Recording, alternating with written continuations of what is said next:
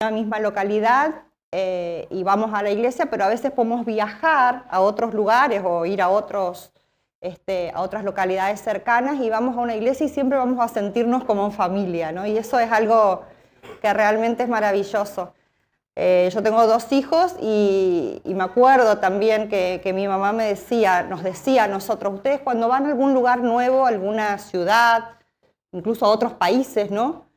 La mejor forma de sentirse en casa o cerca de lo que uno conoce es ir a una iglesia, ¿no?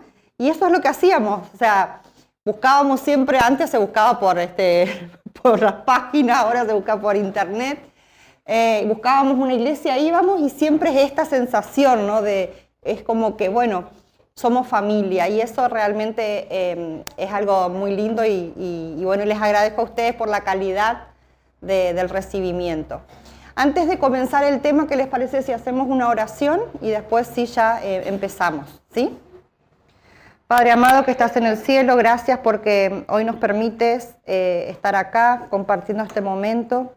Gracias porque podemos no solamente confraternizar, sino hablar de temas que son tan necesarios y tan importantes y que nos pueden beneficiar y ayudar para prevenir, para poder saber cómo actuar y especialmente para poder hacer tu voluntad. Quédate con nosotros y quédate con todas las personas que están en este momento reuniéndose para adorarte. En tu dulce nombre, amén. Amén. Bueno, les cuento un poquito, mi nombre es Karen. Me gusta mucho trabajar con las personas, ayudar. Y yo siempre digo, ¿no? El título que uno tiene es la posibilidad de hacer lo que a uno le gusta. Así que bueno, la carrera de psicología me ha dado esta posibilidad de hacer lo que a mí me gusta, de trabajar, de escuchar, de tratar de acompañar a las personas que están atravesando diferentes situaciones. Por diferentes motivos, uno va después encauzándose, ¿no es cierto?, dentro de una profesión. Y justamente las áreas donde me formé y fui trabajando, y hace más de 20 años vengo trabajando, tienen que ver con esto que es la violencia familiar, intrafamiliar y también el tema de las adicciones, que muchas veces está relacionado, ¿sí? No siempre, pero está relacionado. Así que bueno, vengo trabajando en esta temática hace ya muchos años. Creo que es muy importante que la iglesia tenga esta campaña que es Basta de Silencio, que hace muchos años viene trabajando con distintos ejes. En este caso es la infancia amenazada, pero hace muchos años, y yo he estado en diferentes lugares, hemos estado trabajando sobre los adultos mayores, sobre la pareja, ¿no? Y en este caso los niños. Y qué importante hablar, qué importante poder conocer, qué importante poder saber que también la Biblia o Jesús dio instrucciones y dio guía de cómo debemos manejarnos, ¿sí? Y en ese contexto, bueno, me parece que es muy valioso y muy importante que hablemos de este tema. El tema tiene que ver de este tema yo no sé, ustedes tomen la consideración que les parezca, pero me parece que vamos a hablar del abuso sexual infantil. No sé si hay niños que quizás puedan ir o estar cuidados en otro espacio, que son menores de 7, no sé, manéjenlo ustedes. Yo digo por una cuestión también de cuidado y de protección.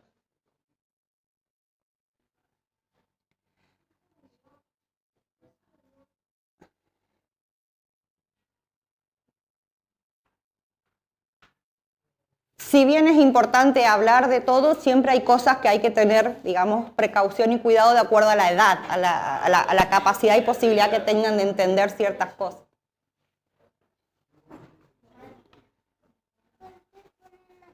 Hay una niña ahí que está cuidando a su... ¿Está dormida? ¿Está dormidita? ¿No? Ahí está. Bueno, está dormida o está bien. Bueno, listo. No sé si podemos empezar a pasar ahí se nos fue la técnica.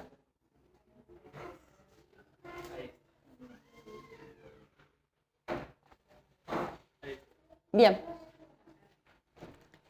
Bueno, ustedes saben que la psicología, la neuropsicología, la neurociencia, cada vez tiene más investigaciones, ¿no?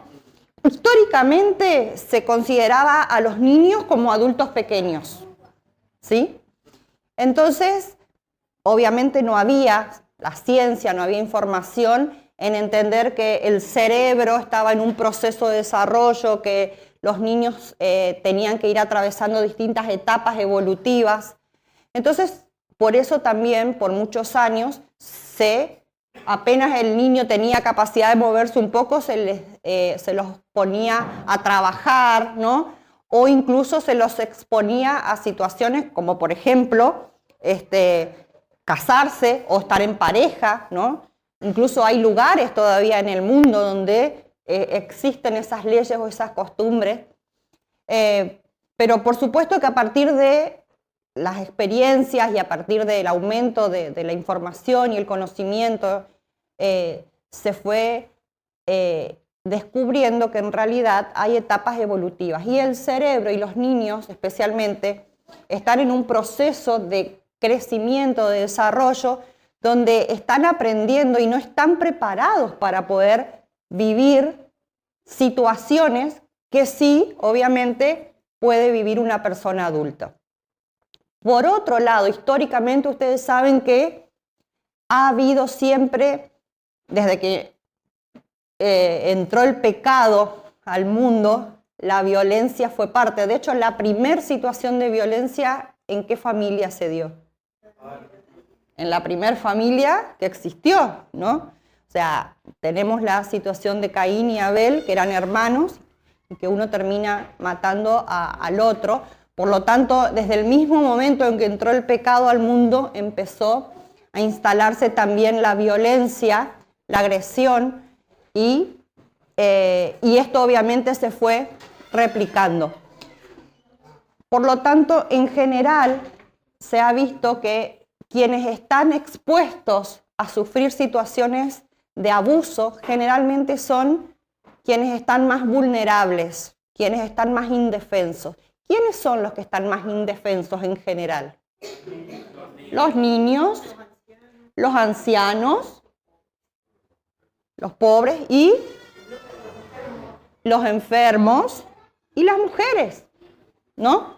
Históricamente, si nosotros miramos, incluso cuando vemos, ¿no es cierto?, en el contexto en el que estuvo Jesús, él fue quien validó y permitió, ¿no es cierto?, darles un lugar a quienes, a las mujeres y a los niños.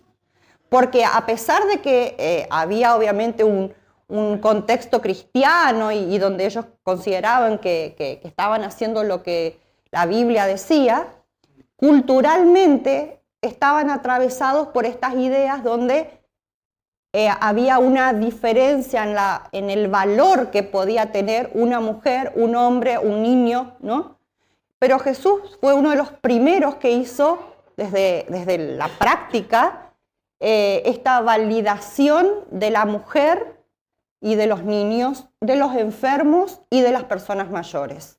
Entonces es realmente valioso, ¿no es cierto?, estudiar cómo él fue tratando de quebrar o de modificar creencias culturales que estaban instaladas y que en realidad no eran parte del plan original de Dios. Así fue como, obviamente, a partir de todo el desarrollo de la historia y, como les decía, de la ciencia, se fue, digamos, descubriendo el daño que se puede generar cuando hay situaciones de abusos, ¿sí? También la realidad es que antes se consideraba que las situaciones de abuso que pasaban en una familia eran consideradas como algo privado, ¿sí? Como que, bueno, pasa en esa familia, que nadie se meta. Pero la realidad es que esas situaciones que estaban ocurriendo en una familia de distintos tipos de abuso terminaban teniendo un impacto en la persona, en la funcionalidad, en los trabajos, por lo tanto en la sociedad, ¿sí? Entonces a partir de ahí es que empezaron a generarse leyes para proteger. Por eso es que hoy tenemos leyes que protegen especialmente a los diferentes grupos, ¿no? Que han estado históricamente más vulnerados o afectados. Tenemos leyes que protegen a los niños, leyes que protegen a los adultos mayores, leyes que protegen a las mujeres. Y uno dice, pero ¿y por qué si los derechos humanos son de todos? ¿Por qué tienen que haber leyes para cada sector? Porque evidentemente, a pesar de que había leyes que tenían que ver con los derechos humanos en general, había situaciones que seguían dándose de abuso a estos sectores que estaban por ahí más desprotegidos. En poco tiempo vamos a ver leyes para hombres, porque hoy tenemos también toda una situación de péndulo que se está dando donde quizás, bueno, hace que también muchas mujeres estén usando o estén quizás usando violencia hacia también los hombres. En todo este tiempo que yo vengo trabajando en el tema, siempre veo que el problema es la violencia, ¿sí? Si nosotros empezamos a decir el problema es el varón, el problema es la mujer, el problema es como que nos sacamos el foco que es la violencia. El problema es la violencia, lo que tenemos que tratar de sacar, erradicar de una familia, de la sociedad, es la violencia, que a veces puede ser ejercida por un hombre, por una mujer, y a veces por hijos a padres. Nos está pasando ahora, ¿no? Que estamos recibiendo cada vez más situaciones de ese tipo. Entonces el problema es la violencia, ¿sí? Pero especialmente cuando hablamos de niños, vemos que cuando la violencia se da hacia niños en estas edades tempranas, donde ellos naturalmente tienen y esperan y necesitan recibir de esos adultos la seguridad, la confianza, la protección y herramientas de autocuidado, pero al final son esos mismos adultos quienes los están abusando, terminan generando un daño que es mucho más difícil de reparar. Yo, por supuesto, creo en la importancia que tiene la ciencia, la psicología, la psiquiatría para ayudar a hacer cambios, ¿no es cierto?, en la persona, pero es mucho más difícil cuando esos daños se han generado en niños, porque la huella, el sello que queda en ese cerebro es más difícil después de trabajar. Siempre se puede, ¿sí? Pero por eso tenemos que tratar de prevenir. Vamos a cambiar el otro. Bueno, la violencia siempre hace estragos y eso ya lo vimos. La otra. Fíjense, en este caso puntualmente el tema tiene que ver con el abuso sexual, ¿sí? Hay diferentes tipos de violencia. La violencia siempre es una relación basada en el poder y control, ¿sí? Es decir, la persona que ejerce violencia tiene la creencia de que tiene que ser obedecido y que lo que diga tiene que cumplirse. Y a veces va utilizando a lo largo del tiempo distintas maneras, ¿no es cierto?, de ejercer ese poder y control. Muchas veces lo hace a través de generar miedo, o sea, la manipulación, amenazas. Muchas veces lo hace a través de la manipulación económica, porque quizás si es la persona que es el proveedor principal económico de una casa, sabe que con eso puede hacer que la otra persona haga lo que él quiere y entonces utiliza esa forma de violencia para mantener el poder y el control. Muchas veces lo hace a través de lo que se llama el abuso psicológico. Ustedes saben que cuando una persona constantemente recibe el mensaje de sos tonta, sos tonto, no servís para nada, sos una inútil, tus comentarios son desubicados, o hay burlas, o hay gestos que hacen sentir a la otra persona que no vale, que lo que pregunta siempre está mal, la persona que empieza a hacer, a dudar de qué, de sí mismo, ¿sí? Empieza a decir, uy, no, mejor la próxima vez quiero decir algo, mejor no digo porque seguro que está mal, seguro que no le va a gustar, o seguro que me va a poner una cara fea. Y entonces empieza un proceso de silenciamiento del yo, dice una psicóloga que escribió sobre el tema. No empieza como me quedo callada, no digo nada, y naturalmente la otra persona empieza a empoderarse más. Esa es otra forma entonces de mantener violencia. Entonces la violencia no solamente y únicamente tiene que ver con la agresión física. La agresión física generalmente es la forma más burda, ¿no es cierto?, de ejercer violencia. Y muchas veces se da frente a una situación de quizás, digamos, consumo, que la persona como que no tiene la capacidad de poder tener más control, pero si hace eso es porque ha usado otras formas de violencia también, ¿sí? La manipulación de los hijos es una manera también de ejercer poder y control sobre las otras personas. Y el abuso sexual, por supuesto, ¿no? Ahora, es muy raro que se presente una sola forma de abuso aislada. Cuando uno indaga en una familia, en una pareja o en una situación, generalmente se fueron dando todas estas otras maneras de abuso para que se sostenga ese poder y control. Por lo tanto, dentro de lo que es, en el caso del abuso a niños, una manera de abuso tiene que ver con el abuso sexual. Y saben que en realidad a veces nosotros vemos, y acá yo les voy a contar las estadísticas, pero en general las estadísticas no reflejan la realidad de todo lo que sucede.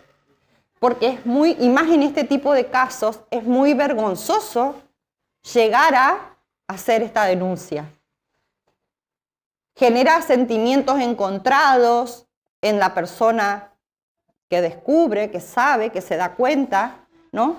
Entonces, es difícil que todas las situaciones de abuso sexual terminen en denuncia. Sin embargo, esto es un indicador de que el problema existe, ¿sí? Acá en Argentina, por ejemplo, entre el año 2017 y 2022, se registraron 14.424 entre niños, niñas y adolescentes víctimas de violencia sexual. Es mucho, ¿sí? Y yo estoy segura que eso no refleja la totalidad de lo que realmente sucede, ¿sí? Ahora, esto que la otra estadística es más, digamos, triste aún. El 74% de las víctimas fueron agredidas por alguien de su entorno cercano o de confianza. Y es terrible cuando me ha pasado de escuchar, ¿no es cierto?, pacientes, padres, madres que me decían, yo dejaba a mi hija al cuidado de la abuela, un tío, una tía, con la intención de ahorrar unos pesos o con la tranquilidad de que estaba con la familia, y después de un tiempo me vengo a enterar que en ese lugar, en ese momento, ese niño, esa niña fue abusada. Entonces, por eso me parece muy valioso que podamos hablar de que esto está pasando. Y muchas veces pasa dentro de estos ambientes de iglesia, ¿sí? Es decir, la gente con la que uno se relaciona pertenece generalmente a las mismas creencias, ¿no? Ideas, va a los mismos lugares que nosotros. Entonces, estas personas que dejaban a sus hijos al cuidado, en este caso de su familia, pero hay otros que lo hacían en contextos de las actividades de la iglesia, un campamento, ¿no? Cosas que por ahí suceden mucho. Nosotros tenemos muchas actividades con niños. Resulta que después se enteraban que habían vivido alguna situación de abuso. Y esto cambia, marca un antes y un después en la vida de esos niños. Afecta en todo, ¿no? En la confianza a sí mismo, en su seguridad, en su desarrollo. Muchas veces genera un montón de otros tipos de trastornos a lo largo de su vida. Por eso es tan importante, y me gustó mucho la historia, cómo lo pudiste contar, ¿no? Esto de enseñarles a los niños desde temprano que no importa quién sea, nadie puede tocarlos, nadie puede incluso mostrar imágenes, porque hoy tenemos el tema del teléfono y de las computadoras, ¿no? Que también es, ahora vamos a hablar de eso, qué significa, que vaya o que les parezca raro por lo menos, porque también es una realidad. Los niños a veces, cuando una imagen o una situación se da en el contexto de una persona conocida, al principio no saben si está bien o está mal. Tienen, ¿no es cierto?, como esa duda de decir, lo tengo que decir, no lo tengo que decir, y mucho más si esa persona encima le dice no digas nada. Por eso es importante hablar de esto y decirles, no puede haber secretos. Nadie puede mostrarte, tocar, nadie puede decirte que no cuentes determinadas cosas, hablar de cuáles son los derechos que tienen, de no tener miedo y de saber que siempre tenemos que confiar y creer en lo que nos está diciendo.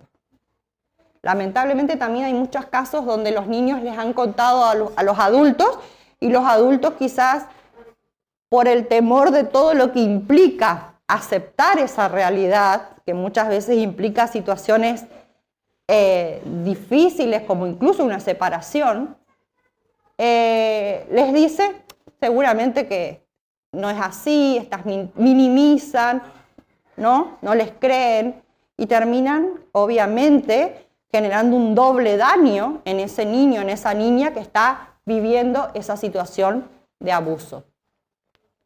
Fíjense que a partir del ingreso de la tecnología, bueno, esto es lo que dijimos, ¿no? Cuando el agresor es una persona del círculo familiar o alguien con quien el niño mantiene un vínculo afectivo, el proceso de denuncia se vuelve aún más difícil, ¿sí? Ahora, ¿saben que hay digamos, el marco legal plantea que cuando uno tiene conocimiento de que hay una situación de abuso a un menor, hay que denunciar, ¿sí? La iglesia, si se da, digamos, que alguien de la iglesia, en la iglesia vienen a contar, y esto no es para, antes se tomaba como que la denuncia es hacerle un daño, no, la denuncia lo que está implicando es que hay una situación que hay que investigar y que está generando posiblemente daño a alguna parte. Y la denuncia lo que permite es como abrir un paraguas y empezar a observar esa situación, incluso buscar ayuda para todas las partes. ¿Sí? Porque a veces es como que todavía estaba este concepto de que no digas nada, que todo quede en la casa, lo vamos a resolver con oración, lo vamos a resolver, ¿no es cierto? Y la verdad es que obviamente que la oración es importante, pero hay cosas que hay que revisar, hablar, hay que modificar, y hay conductas que quizás sean parte de un trastorno de otra persona, ¿no es cierto?, que no se van a modificar si la persona no busca ayuda y no acepta que tiene determinado trastorno. Entonces, la denuncia a veces es como la puerta que abre la posibilidad de todas estas cosas, ¿sí? Miren, el síndrome del secreto dificulta que los niños y adolescentes víctimas de violencia revelen esas experiencias debido a algunos factores que pueden estar presentes en la dinámica de la relación con el agresor, ¿sí? Es decir, cuando la persona que está agrediendo es una persona cercana y le dice no digas nada, o incluso la amenaza, si decís algo va a pasar tal cosa o voy a hacer tal cosa, o ese niño o esa adolescente tiene temor, tiene terror. Por eso cuando a veces como adultos notamos algún cambio, notamos que algo está pasando, notamos que la persona o el niño se siente incómodo, nervioso, ansioso, a veces lo manifiesta a través de síntomas físicos también, frente a alguien, tenemos que buscar nosotros ayudar a que lo diga. ¿Sí? Porque seguramente ese niño o ese adolescente está recibiendo de parte del agresor o de la persona que lo está abusando el mensaje de que no diga nada o incluso la amenaza, de que si decís esto va a pasar tal cosa. ¿Sí? Entonces tenemos que estar atentos. Y hoy se nos suma otra cosa más. Especialmente, bueno, con todo lo que es digamos, la tecnología, la incorporación de la tecnología a la vida, pero después de la pandemia que ha tenido realmente un impacto importantísimo en la vida de todos nosotros, el uso de la tecnología, lo que ha aumentado también tiene que ver con la violencia sexual en entornos digitales. ¿Sí? ¿Ustedes han escuchado la palabra grooming?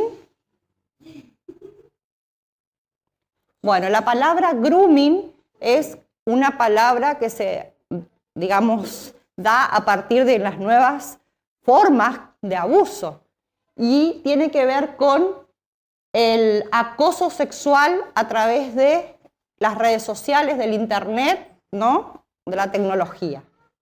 Y saben que eso está aumentando de una manera increíble. La mayoría, hoy tenemos un gran problema con el tema del acceso al teléfono. Hay chicos cada vez más chicos, en edades más tempranas, con acceso al internet, y muchos padres que quizás no tenemos todas las herramientas, toda la información para saber acompañarlos y guiarlos en cómo usar, o cómo protegerse, o cómo cuidarse en ese mundo. Cuando nosotros éramos chicos, ¿no es cierto? Los que tienen 35, 40 para arriba, la manera en que nos protegían era, teníamos que salir, decir dónde estábamos, con quién, ¿no? Y de alguna manera es como que los padres siempre estaban monitoreando dónde estábamos, qué hacíamos, con quiénes estábamos.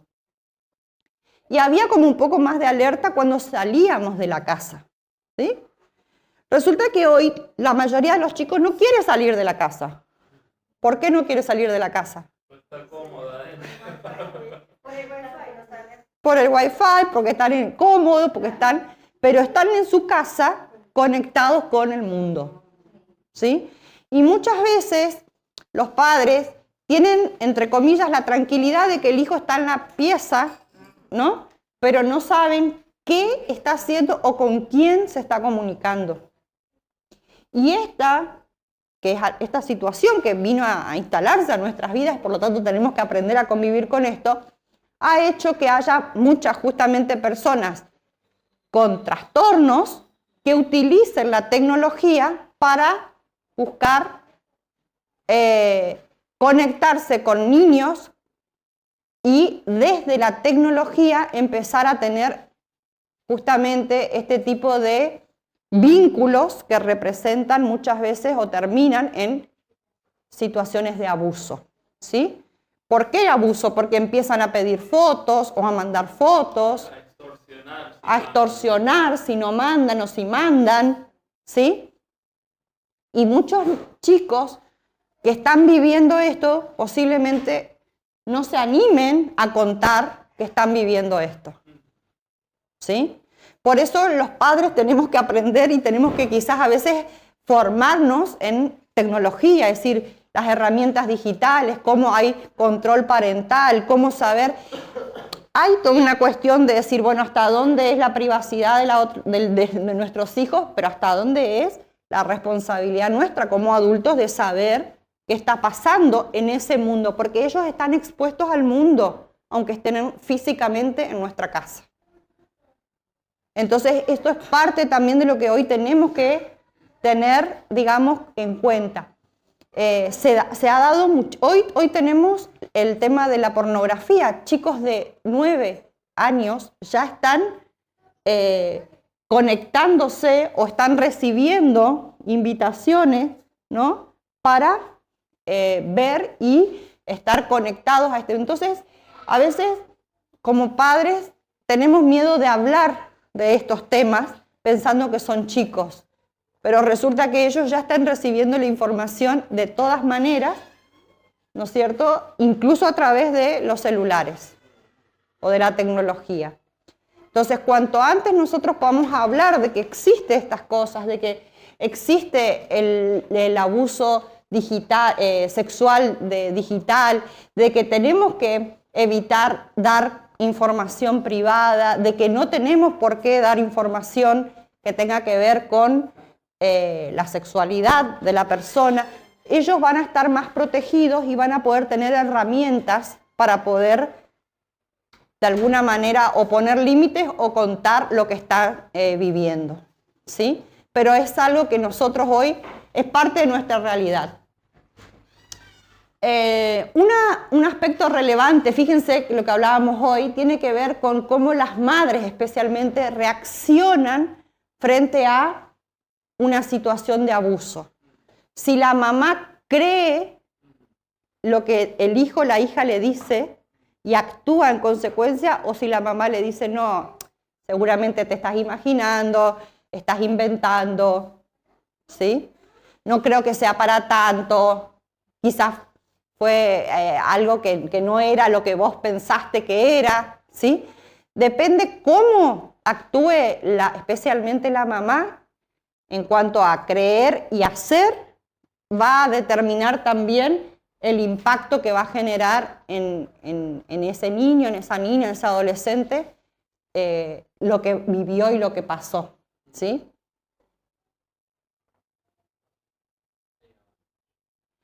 Fíjense que muchas veces podemos tener la idea de que la persona que agrede es una persona tosca, o que uno enseguida va a identificar que tiene ese perfil. Y la realidad es que la mayoría de los casos son personas, como muestra ahí, que tienen como esa máscara, ¿no? Incluso tienen como una vida social hacia afuera muy correcta, muchas veces involucrados en incluso dentro de las iglesias o en otras actividades que son, digamos, buenas, pueden ser deportivas o lugares donde haya muchos niños incluso, ¿no? Porque es parte también del foco que los atrae. Y puede pasar por una persona altruista, ¿no? Que lo que busca es, nada, conectarse para ayudar. Pero es importante saber que quizás esa persona utilice eso como una máscara, como una estrategia para, digamos, ganarse la confianza, la credibilidad tanto de los adultos como de los niños y a partir de ahí planificar, ¿sí? Generalmente este tipo de situaciones se dan de manera planificada, porque la persona, como muchas veces es conocida del ambiente, de la familia, sabe el horario, en qué momento puede estar solo o no, ¿sí? se ofrece para ayudar cuando hay una necesidad, ¿sí? De cuidado. Entonces, cuando se da el abuso, generalmente es consecuencia de una planificación. Eso es terrible, ¿sí? Es terrible porque habla de algo que es mucho más dañino, ¿sí? A veces en una situación de conflicto puede que haya una agresión que se dio por impulso. No es que estoy minimizando eso, pero no es lo mismo esto que aquello que estuvo planificado, programado, estudiado, para poder saber en qué momento esta persona, la víctima, iba a estar sola y entonces ahí ejercer ese abuso, ¿sí? Por eso es más dañino y más peligroso y se da mucho que están en nuestros círculos. Bueno, ahora la idea es ver un poquito aparte. ¿Alguien tiene alguna pregunta, comentario? A mí me gusta charlar, me gusta que esto sea más un diálogo. Sí. Ajá. Uh-huh.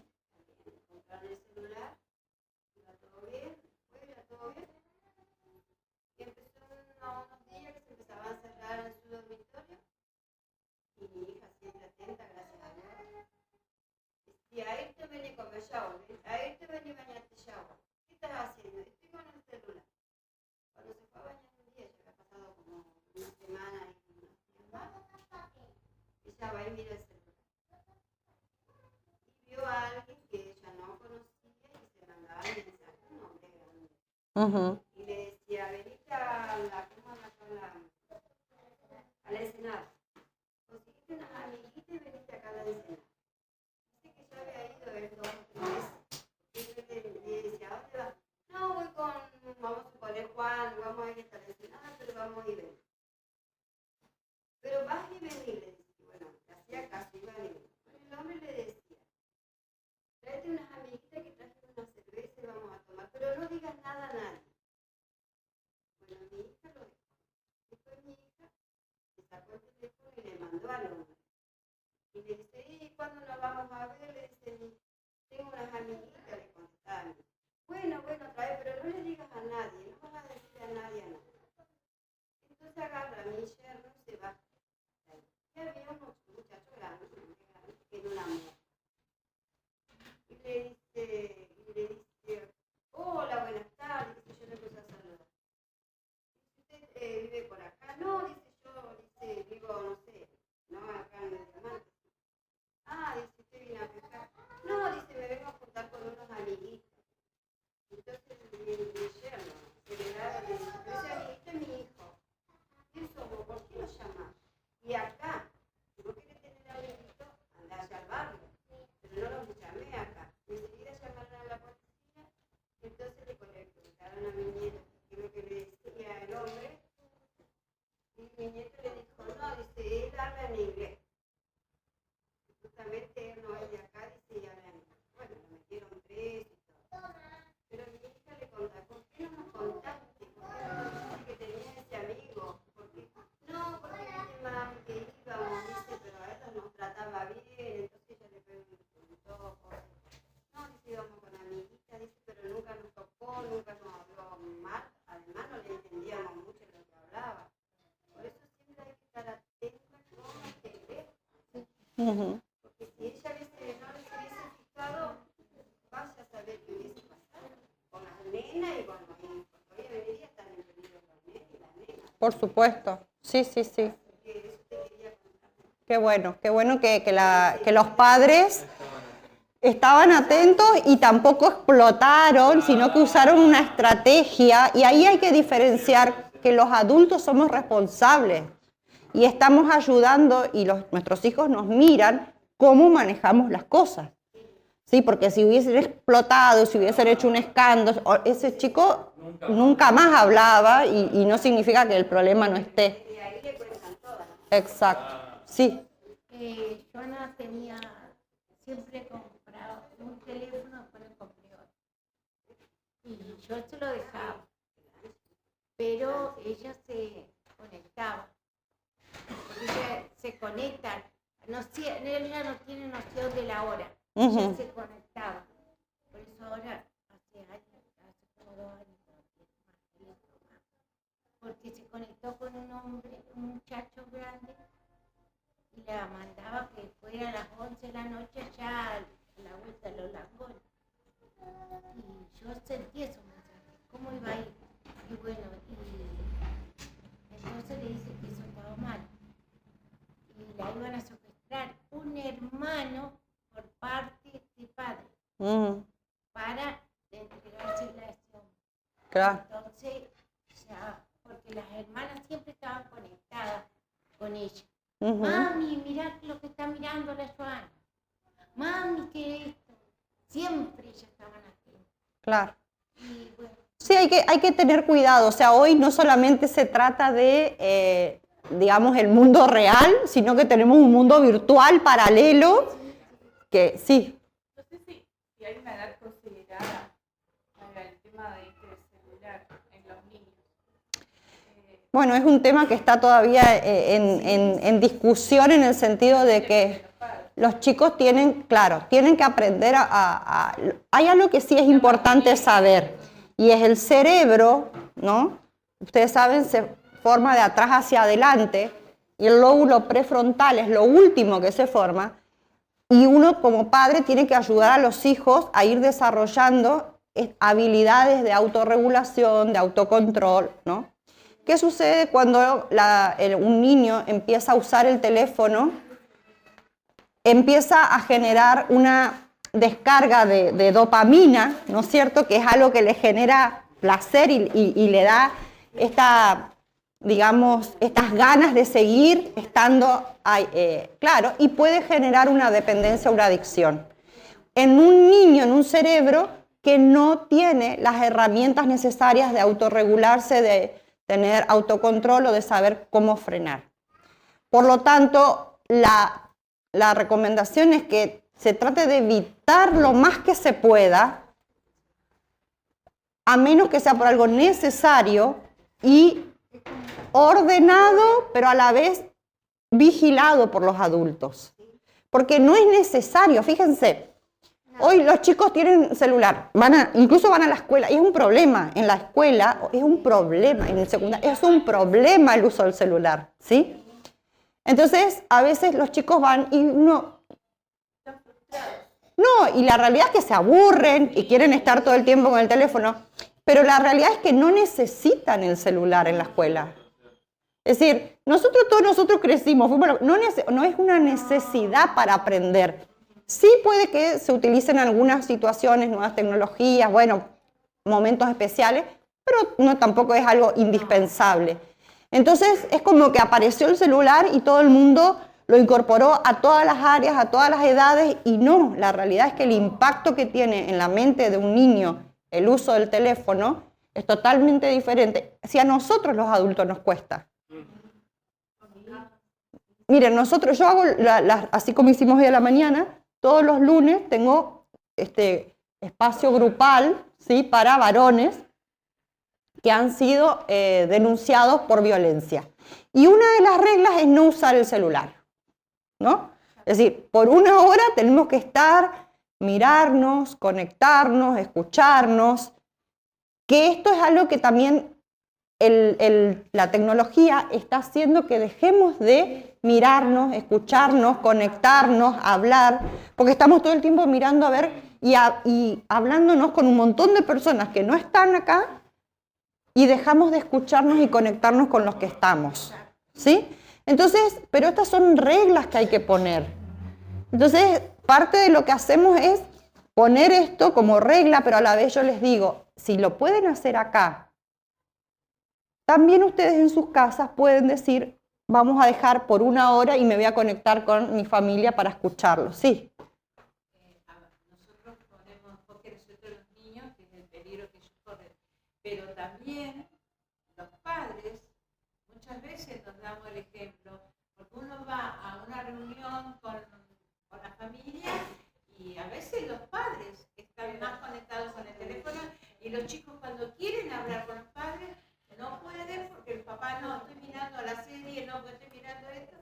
Sí, es un tema, ¿no?, que tenemos que plantear, pero sí, lamentablemente nos irrumpió nuestra vida y tenemos que aprender a ver cómo usar eso y no que eso nos use a nosotros o nos maneje, ¿no es cierto? Pero especialmente en cuanto a la tecnología y los niños, lo que sí tenemos que saber es que cuanto más retrasemos, mejor.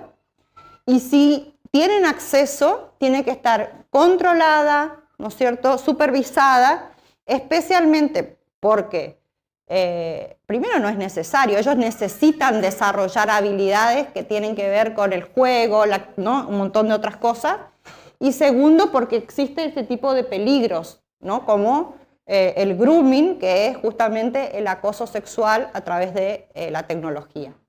Ahora, volviendo a lo que es la situación de violencia en general, ¿qué hizo Jesús? Y esto a mí me encanta. Yo siempre que he hablado de estos temas, siempre me fijo en esto, ¿no? En qué hizo Jesús frente a determinadas situaciones. Y vamos a ver un poquito porque Él nos dejó como lineamientos, entendiendo que es parte de la vida, ¿no?, la violencia. Bueno, ustedes van a leer en Juan 8, 1 al 11, cuenta la historia de cómo unos fariseos, ¿no?, trajeron a una mujer que fue encontrada en adulterio y la expusieron ahí para que él diga qué debían hacer con esa mujer. Y era también una manera de provocarlo y de alguna manera hacer que pise el palito, podríamos decir. Ahora, fíjense que lo que pasó es algo que sucede todavía mucho. En esa situación habían dos personas que estaban de alguna manera cometiendo ese adulterio. Pero ¿a quién fueron a llevar a la mujer? ¿Sí? Muchas veces, por eso decimos esto de siempre es como que se ataca o se estigmatiza al más débil, ¿sí? Y muchas veces esa persona que quizás era la que menos podía o defenderse es la más juzgada, la más atacada, la más, digamos, expuesta en esa situación. Y lo primero que hizo Jesús, ¿qué fue? ¿La acusó? ¿La miró acusándola? ¿Qué hizo desde la actitud? Por eso es maravilloso. Pero él bajó la mirada, no puso la mirada, ni siquiera bajó la mirada y empezó a escribir. ¿Sí? Y escribía, que después, a través de la ampliación de Elena White, decía, ¿no?, que lo que escribía ahí evidentemente era que estaba escribiendo los pecados de los otros. Y les dijo eso, el que esté libre de pecado, tire la primer piedra. Acá hay algo importante y es el hecho de que siempre hay que cuidar y proteger a la persona que es acusada o que de alguna manera plantea una situación de abuso. ¿Sí? O sea, no condenar, no juzgar. Antes incluso se decía, o todavía en algunos lugares se dice mucho, sí, porque fulanito, el marido le pegó y sí, algo habrá hecho, ¿no? O sea, no hay justificación, no puede haber justificación para el uso de la violencia. Y no podemos juzgar, ¿sí? Sí podemos quizás generar espacios para entender por qué alguien se quedó en una situación. Pero antes no había nadie que defendiera a la mujer, ahora sí hay. Ahora sí, bueno, pero fíjense que él dio con su actitud los lineamientos de cómo hay que manejarse, ¿no? Entonces, en primer lugar, esto de... No. ¿Querés pasarlo? ¿Cómo no? No pasa. Se tarda un poquito. Ah, Pero ya apreté el botón. ahí está. Ahí está. Bueno, eso lo pasamos, ¿no? Que ya hablábamos hoy de eso, de que muchas veces no es algo que es explosivo, sino que es planificado, ¿sí? Esto. Cuando estuvo ahí a los pies, él lo que hizo fue no acusarla, ¿no? Y en todo caso mostrar que todos tenemos cosas que corregir en nuestra vida. sin acusar. La otra es esto, ¿no? Es decir, la víctima siempre debe ser protegida. Es decir, siempre yo tengo que creer. Si alguien me cuenta algo, yo tengo que creer, porque como se sintió esa persona, es su realidad. ¿Sí? Si un niño, una niña te dice, me siento incómodo, me siento mal, no siento que... Yo tengo que creer. No minimizar y ver cómo podemos ayudar a que se sienta mejor. No hay ninguna justificación, no hay ningún motivo que justifique el uso de la violencia. ¿Podemos enojarnos? ¿Ustedes se enojan? ¿Sí? ¿Podemos enojarnos? Sí, el enojo es una emoción. ¿Sí? Ahora, lo que no podemos hacer es ser agresivos y obviamente... ¡Ah, qué bueno! Bueno, porque no hay que... Mira, no se puede, no se justifica. Vamos a hacer la otra. Bueno, también acá hay algo importante porque él, en realidad, cuando escribió esas cosas en el piso, que lo que estaba haciendo era ayudar a los que estaban en ese momento queriendo ser jueces, a que tomen conciencia de que ellos también tenían cosas que resolver. ¿Sí? Entonces, esto es importante porque Jesús mostró que, está bien, tenemos que proteger y creer a la persona que está en esa situación vulnerable, pero también tenemos que ayudar al otro que está haciendo algo a que tome conciencia. ¿Sí?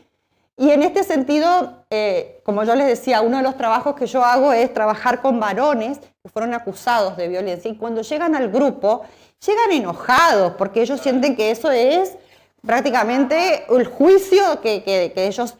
Y la realidad es que después, con el tiempo, ellos se dan cuenta de que, a partir de hablar y de poder identificar cómo ellos han manejado situaciones, reconocen que quizás las mismas situaciones las pueden manejar de otra manera y no generar esa situación de violencia, conflicto con la pareja o con los hijos, ¿sí? Entonces es necesario también generar espacios y acompañar a las personas que han agredido, que son agresores, para que puedan reflexionar y cambiar, ¿sí? Y yo les puedo asegurar que la gran mayoría se siente culpable, se siente mal. Hay algunos que son lo que se llaman o sociópatas o psicópatas, que ya no tienen conciencia y por supuesto es más difícil. No, claro, siempre responsabilizan al otro, pero en general muchos lo que hacen es repetir lo que vieron en sus casas, ¿no? En la sociedad, y no han tenido posibilidades de aprender otras herramientas de cómo manejar la ira, el dolor, la tristeza, ¿sí? Entonces lo que les sale es aguanto y exploto, ¿sí? Y terminan generando este círculo.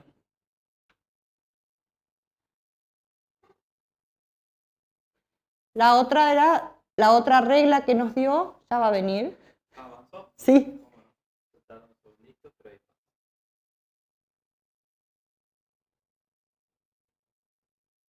Bueno, esto, ¿no? Que lo primero que hay que hacer es que cese, ¿sí? Por eso muchas veces las medidas de protección es separar. Es decir, cuando hay una denuncia, si quieres pasarlo ya, si vemos, cuando hay una denuncia, la jueza toma la primera medida es lo separo. Y ellos se enojan, ¿no? Dicen, ¿por qué me separaron? ¿Por qué? O las mujeres muchas veces van a los 2 días y dicen, no, pero yo no quería que se vaya, yo quería que no use el teléfono, que lo que sea, ¿no? Pero resulta que sabemos que cuando el conflicto está, y lo mismo pasa con todo, con los niños, incluso cuando están en conflicto, lo primero que hay que hacer es separarlos, para que baje ese enojo, para que haya un poco más de tranquilidad y para que ahí en todo caso revean y eso no siga escalando, ¿sí? Entonces eso también es importante.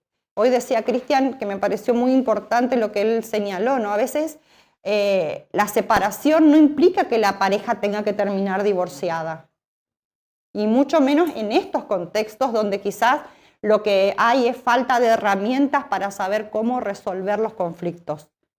Pero una separación puede permitir que los dos encuentren estos espacios, estas ayudas, estas herramientas, para en todo caso, si deciden seguir juntos, no cometan las mismas situaciones o errores que los han llevado a una situación de agresión.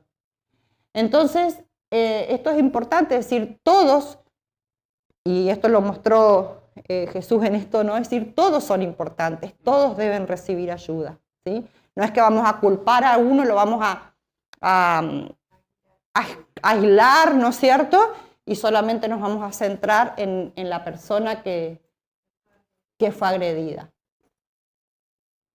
Bueno, y esto es o sea, esas cosas fueron las que nos dejó, y está bueno porque en la sociedad hoy tenemos también la posibilidad de trabajar con leyes, los juzgados, hay profesionales, y como iglesia es bueno que se hable de esto, pero también que se informen de qué hacer o a dónde ir si hay situaciones, ¿no?, que puede pasar.